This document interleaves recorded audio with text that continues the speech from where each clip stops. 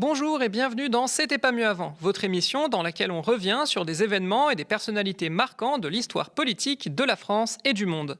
Et aujourd'hui, on va revenir sur une personnalité clivante de la vie politique française, celle que les automobilistes parisiens surnomment affectueusement Lucifer.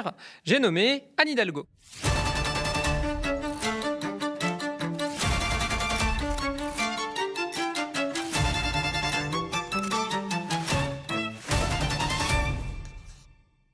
Bon, et avant de parler d'Hidalgo et de ce qu'elle a fait pendant 12 ans à la mairie de Paris, ça me paraît important de faire un petit historique de la mairie de Paris. Beaucoup de gens l'ont oublié aujourd'hui, mais l'existence d'un maire élu par les habitants à Paris est récente dans l'histoire de la République, puisque la fonction a été créée seulement en 1975. Avant ça, Paris était administré par un préfet et par des maires d'arrondissement, tous désignés directement par le président de la République. Il y avait bien un conseil municipal qui élisait un président, mais ce dernier avait très peu de pouvoir et ne pouvait pas être considéré comme un maire à proprement parler. Mais en 1975, sous la présidence de Valéry Giscard d'Estaing et le gouvernement de Jacques Chirac, une loi vient réorganiser l'administration de la ville en créant donc la fonction de maire de Paris. Le préfet de Paris existe toujours, mais il ne possède plus que les pouvoirs de police. Les premières élections municipales ont lieu en 1977 et c'est Jacques Chirac, qui a entre-temps démissionné du gouvernement, qui est élu à une assez large majorité. Quand on observe la carte électorale de l'époque, on voit déjà se dessiner une division en deux de la capitale. À l'ouest, les quartiers aisés, proches des lieux de pouvoir et votant plutôt à droite, et à l'est, les quartiers plus défavorisés et populaires et votant davantage à gauche. Mais bien sûr, le souvenir le plus important que l'on retient de cette élection, c'est la chanson absolument mémorable de Chirac pour Paris. Les amoureux de Paris sont unis, tous unis, avec Chirac pour Paris, Chirac pour Paris, tous unis. Je m'en lasserai jamais. En tant que maire de Paris, Jacques Chirac réalise un certain nombre de transformations dont beaucoup sont encore visibles aujourd'hui. Il est aussi maire à un moment où la ville est en pleine transformation. En effet, depuis les années 60, la ville de Paris est le théâtre d'un phénomène de gentrification. Les prix augmentent, les plus pauvres sont chassés vers la banlieue et la ville s'embourgeoise. Si Jacques Chirac fait mine de lutter contre le phénomène, dans les faits, il l'accompagne, voire l'encourage. Sous son mandat, les moyens sont surtout mis dans la propreté de la ville. Les équipements sont modernisés, c'est notamment durant cette période qu'apparaissent les fameuses motocrottes pour aspirer le caca, qui parcourent les rues de la capitale dans les années 80 et 90. Il promet aussi, et ça on va y revenir, d'assainir la Seine au point qu'il sera possible de s'y baigner d'ici 1995, promesse non tenue. Ah, et accessoirement, il utilise illégalement les moyens de la municipalité pour entretenir et enrichir son parti politique, le RPR. C'est ce qui cause l'affaire très célèbre des emplois fictifs de la mairie de Paris, qui éclate en 1999, quelques années après que Jacques Chirac a quitté la mairie pour prendre la tête de l'État français. Et si dans les années 80, la droite chiracienne est intouchable, la situation commence petit à petit à s'inverser dans les années 90. En effet, en 1995, c'est Jean Tibéri, le dauphin de Chirac, qui est élu maire de Paris. Mais cette fois-ci, la gauche, emmenée par le socialiste Bertrand Delanoë, parvient à finir en tête de plusieurs arrondissements, ce qui lui donne davantage de sièges au Conseil de Paris. Et puis, pour les municipales de 2001, un miracle se produit pour la gauche. Jean Tibéri, maire sortant du RPR, embourbé dans les affaires judiciaires laissées par son prédécesseur, n'est pas réinvesti par son parti, qui lui préfère Philippe Séguin. Tibéri décide alors de candidater lui-même, divisant la droite. Profitant de cet appel d'air, mais aussi de l'apport des voix des écologistes qui ont réalisé un bon score au premier tour, et dans un contexte de forte hausse de participation, Bertrand Delanoë réussit à se faire élire maire de Paris. Ville de droite depuis des décennies, la capitale française devient un bastion de la gauche. En tant que maire de Paris, Bertrand Delanoë met d'abord l'accent sur la réduction de la pollution. Pour ça, il ferme la rive gauche de la Seine aux voitures, augmente le nombre de voies réservées aux transports en commun. C'est aussi lui qui met en place les vélos en libre service, les fameux Vélib qui ont essaimé dans toutes les grandes villes. Et de fait, il développe les pistes cyclables. La pollution diminue sensiblement à Paris, même si cette diminution est contrariée par l'augmentation des bouchons. Premier maire lui-même LGBT+, d'une capitale nationale, puisqu'il a révélé publiquement son homosexualité en 1998, il augmente les subventions des associations LGBT+, parisiennes. Il augmente également le nombre de logements sociaux, mais son impact sur les inégalités est assez faible, puisque ces dernières continuent de se creuser, notamment du fait de l'augmentation continue des prix de l'immobilier. Malgré tout, Delanoë est réélu très largement aux élections municipales de 2008. Et en 2014, c'est sa première adjointe qui lui succède, une certaine Anne Hidalgo.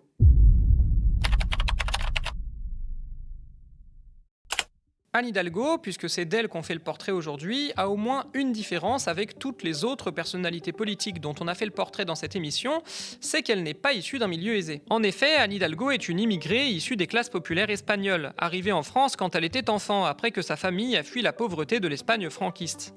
En 2021, pour Paris Match, elle faisait le récit d'une enfance difficile passée dans la pauvreté, surmontée par l'arrivée en France et par la farouche volonté d'intégration du père.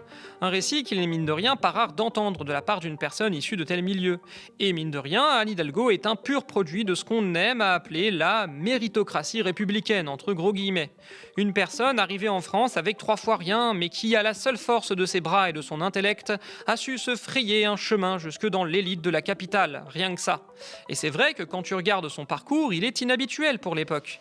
Elle fait des études, intègre l'inspection du travail, puis adhère au Parti socialiste en 1994, au sein duquel elle gravit les échelons jusqu'à travailler pour le gouvernement Jospin. Montée à Paris après ses études, elle intègre la mairie de Paris juste après l'élection de Delanoë et devient donc sa première adjointe. Alors vous seriez peut-être tenté de me dire, mais Gwen, jusqu'ici dans cette série de vidéos, tu n'as pas arrêté de nous affirmer que c'était des personnes issues de l'élite politique et économique qui arrivaient à se lancer en politique. Est-ce que tu ne te contredirais pas totalement? Par ailleurs, j'aime bien tes cheveux. Eh bien non, moi-même, ce n'est pas que c'est impossible pour une femme issue d'un milieu populaire de monter en politique, c'est que c'est sociologiquement considéré comme beaucoup plus difficile, parce que statistiquement, on observe que la plupart des personnalités politiques de premier plan sont des hommes, et que la plupart des personnalités politiques de premier plan sont issues des milieux aisés. Mais ça n'empêche pas qu'on puisse analyser sociologiquement le parcours et l'engagement politique d'Anne Hidalgo. Et merci, j'aime bien mes cheveux aussi. Parce qu'Anne Hidalgo est aussi la fille d'un syndicaliste, ce qui peut expliquer la facilité qu'elle a eue à s'engager politiquement. Elle est issue d'un milieu qui était vraisemblablement déjà politisé. Même s'il est difficile de savoir si la farouche volonté d'intégration de son père dont elle parlait en 2021 est une construction a posteriori pour légitimer sa position en vue de la présidentielle ou si c'était vraiment aussi concret et palpable dans son éducation, ça va aussi quand même dans le sens d'une forte politisation d'Anne Hidalgo, dès l'enfance. Et enfin, Hidalgo adhère au Parti socialiste en 1994. On est alors en plein néolibéralisme triomphant, c'est le moment où la majeure partie du PS adopte pour de bon l'économie de marché et le capitalisme. Et c'est dans ce milieu politique-là que la jeune Anne Hidalgo a baigné en faisant ses premières armes. Contrairement à un Mélenchon, par exemple, qui est arrivé dans les rangs socialistes à l'époque où le Parti socialiste était... socialiste. Première adjointe de Bertrand Delanoë pendant les 13 années de son mandat, oui 13 et pas 12 parce que les municipales de 2007 avaient été décalées en 2008 à cause de l'élection présidentielle, bref, c'est très traditionnellement qu'elle est investie par le Parti socialiste pour lui succéder lors des élections municipales de 2014. Et on parle pas d'élections municipales faciles, parce qu'il faut rappeler le contexte désastreux de l'époque. Le Parti socialiste est au pouvoir depuis 2 ans, et ça se passe vraiment pas bien du tout. François Hollande est déjà extrêmement impopulaire, l'électorat de droite le déteste, l'électorat de gauche le déteste aussi, et les municipales s'annoncent comme une sanction. D'autant plus dans une ville comme Paris, qui est certes détenue par la gauche depuis plus de 10 ans, mais qui, historiquement, était plutôt une ville de droite, et qui pourrait bien rebasculer dans le contexte du rejet du Parti socialiste. Pour flinguer le PS, l'UMP envoie Nathalie Kosciusko-Morizet, qu'on appelle le Pigargue à tête blanche dans le milieu, les vrais auront la ref. Mais malgré tout, et malgré l'arrivée de la droite en tête du premier tour, c'est bien la gauche qui l'emporte au second. Hidalgo profite en cela de l'évolution sociologique de la capitale parisienne.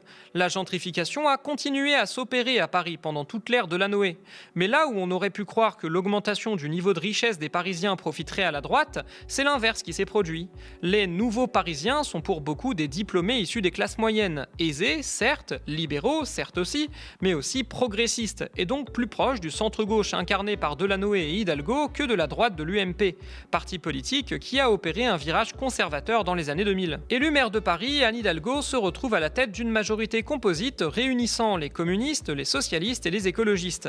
Aucun parti ne pouvant faire sans l'autre puisque les socialistes ne disposent pas d'une majorité absolue. La politique menée n'en reste pas moins dans la continuité directe de l'ère Delanoë, dont Hidalgo était après tout la première adjointe.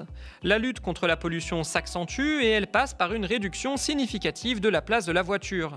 Les tarifs de stationnement explosent, les voies sur berge sont fermées, les pistes cyclables se multiplient, la piétonisation s'accentue.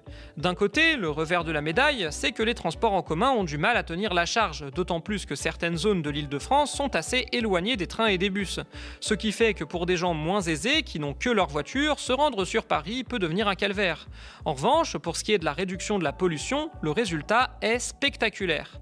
Les niveaux de pollution enregistrés à Paris ont en effet significativement baissé. Conséquence logique d'une politique anti-bagnole qui a poussé de plus en plus de gens à préférer les transports en commun pour se rendre en ville quand ils le pouvaient. Sur ce sujet, je vous renvoie d'ailleurs à l'excellente vidéo d'Ospolitique et Moody sur la sociologie du vroom, dispo sur Peertube et YouTube. Dans le domaine, la crise du Covid en 2020 a eu un rôle d'accélérateur avec le développement des coronapistes, de nouvelles pistes cyclables aménagées directement sur les boulevards. Toujours sur ce plan-là, la mairie d'Anne Hidalgo a réalisé cette vieille promesse non tenue de Jacques Chirac de rendre la Seine baignable. Objectif atteint relativement et dans la douleur, juste avant les Jeux Olympiques de 2024. Malgré tout, le premier mandat d'Anne Hidalgo la voit essuyer de nombreuses critiques venant de la droite, mais aussi de la gauche, jusque dans son propre camp. Rien que sur la question des mobilités, il y a certes la diminution de la place de la voiture, mais aussi les fiascos autour du Vélib, dont l'entreprise Smovengo, qui était chargée de la mise en place depuis 2017, semble avoir complètement foiré la gestion, avec une forte diminution du nombre de vélos qui a directement impacté les usagers. La fermeture des voies sur berge a suscité d'importantes contestations de la part des automobilistes, qui ont rapidement fait d'Anne Hidalgo leur tête de turc. Il y a aussi la question de la saleté, qui est devenue l'autre symbole puissant des détracteurs de la gestion Hidalgo, cette dernière s'étant accentuée sous son mandat sur fond de stagnation du budget lié à la propreté dans la ville. Et Hidalgo a également été critiqué pour ses propos lors de la crise migratoire, le démantèlement des camps, la chasse aux SDF et le soutien affiché à la politique conservatrice menée par Manuel Valls, alors Premier ministre. Elle parvient malgré tout à se faire réélire en 2020, profitant de sa gestion jugée convaincante de la crise du Covid dans la capitale, de la division de la droite en plusieurs listes concurrentes, sans compter l'affaire Griveaux qui a fait exploser la Macronie parisienne, et aussi du fait que la politique anti-voiture commençait à montrer ses premiers résultats. De manière assez paradoxale aussi, c'est justement les très nombreuses attaques des automobilistes, plutôt identifiés à droite, qui ont mobilisé son électorat écologiste, plutôt favorable aux politiques qu'elle avait menées. Et puis bien sûr, il y a le fait que la candidate des Républicains, Rachida Dati, qui proposait déjà de défaire les politiques menées par la gauche parisienne, a été un excellent adversaire pour booster Hidalgo.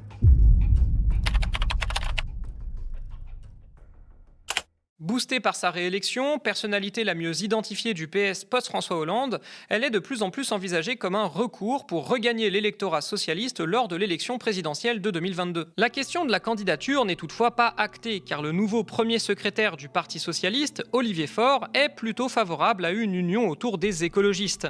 Union qui se ferait potentiellement derrière le nouveau chef de file de ces derniers, Yannick Jadot.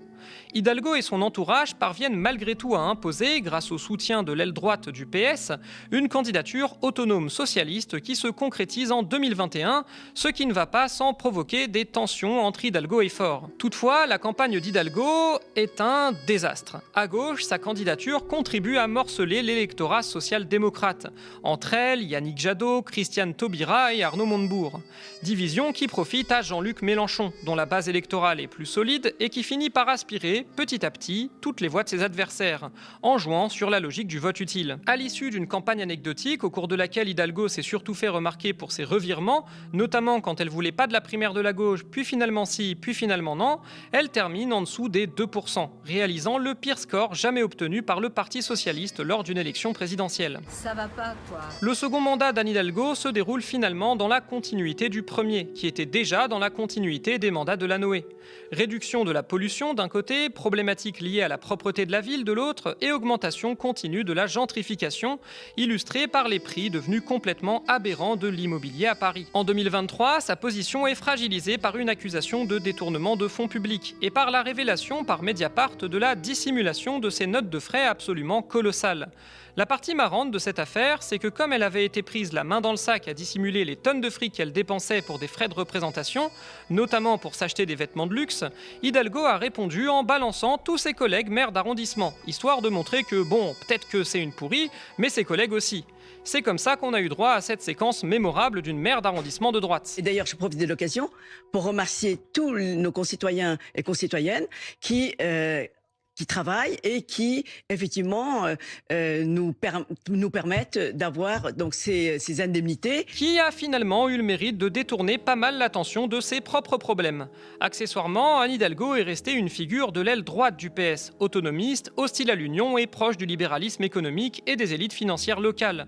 Notamment le baron financier Bernard Arnault, avec qui elle était en bons termes et qui est réputé avoir acheté une bonne partie de la ville de Paris ces dernières années. Cette ligne est finalement sanctionnée à l'approche des élections municipale de 2026. Anne Hidalgo ne se représentant pas, elle envoie son protégé Rémi Féraud pour lui succéder. Mais ce dernier est battu par Emmanuel Grégoire, son ancien premier adjoint. Cette primaire interne du PS est analysée comme une volonté de tourner la page de l'ère Hidalgo et d'emmener Paris vers une direction plus radicalement orientée à gauche. Même si Emmanuel Grégoire, s'il est élu, ce qui n'est pas garanti, a fait des promesses en ce sens, il ne devrait malgré tout pas remettre en question les grands axes du bilan d'Hidalgo, puisqu'il a lui-même été l'un des principaux acteurs de ce dernier. Une gestion de gauche, certes, mais assez modérée, qui a mené des actions en matière écologiste, redistributive et humaniste, mais qui n'a jamais été assez volontariste pour empêcher la progression des inégalités et à lutter contre le phénomène de gentrification. Personnalité centrale du Parti socialiste post-François Hollande, Anne Hidalgo est aujourd'hui érigée en symbole de la gauche d'accompagnement, celle qui essaye tant bien que mal de ressusciter pour 2027, mais auquel l'électorat de gauche a en grande partie tourné le dos. C'est la fin de cet épisode de C'était pas mieux avant. Si vous l'avez apprécié, vous pouvez vous abonner à la chaîne du Média et pourquoi pas nous soutenir financièrement. Vos dons sont la garantie de notre indépendance. À la prochaine!